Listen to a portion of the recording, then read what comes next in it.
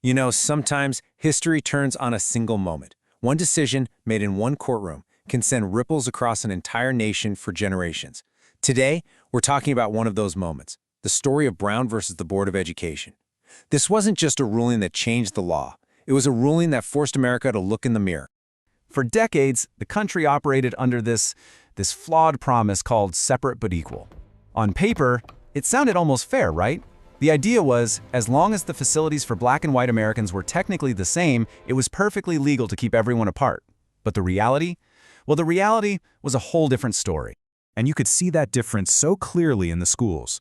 I mean, look at this. On one side, you have a bright, modern school, probably full of new books and resources. And on the other, a crumbling one-room schoolhouse. This is what separate but equal actually looked like. It was separate, for sure, but it was never, ever equal.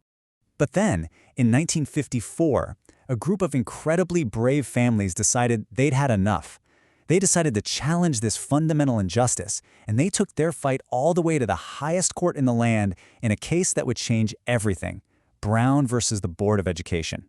And what the court did was stunning. It was a single, powerful, unanimous decision. All 9 justices, every single one of them, agreed. They declared that separate but equal had no place in public schools. It was unconstitutional.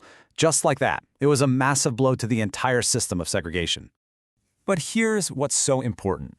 The court's reasoning went deeper than just unequal buildings or a lack of books. It was about the human cost.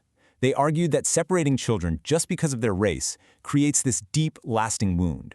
A feeling of inferiority that could damage their hearts and minds in a way that could never, ever be undone. So you might think, great, problem solved. But the fight was just beginning. This decision was met with an absolute firestorm of resistance. Across the South, many politicians and citizens just flat out refused to accept it. The nation was now officially confronted with its own prejudice, and a long, bitter struggle was about to unfold. And you can see that conflict right here, personified in the unbelievable courage of students like the Little Rock Nine. These were teenagers, just kids, who had to be escorted by federal troops past a screaming mob just to go to high school.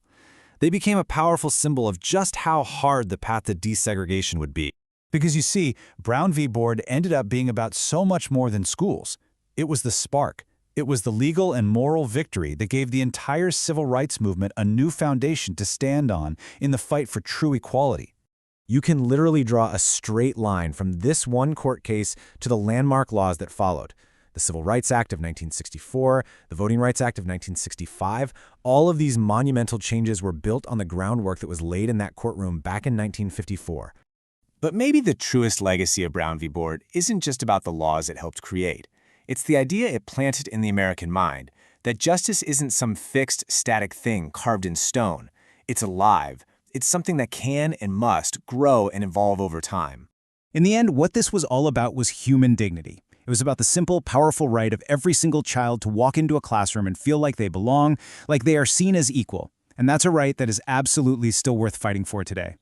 The story of Brown versus the Board of Education is such a powerful reminder that the work is never really done. Each generation, including ours, kind of inherits the struggles of the last. It leaves us with a pretty big question, doesn't it? What will we do to carry that torch forward for the next generation? If you found this explainer valuable, please subscribe to BW News for more stories that shape our world.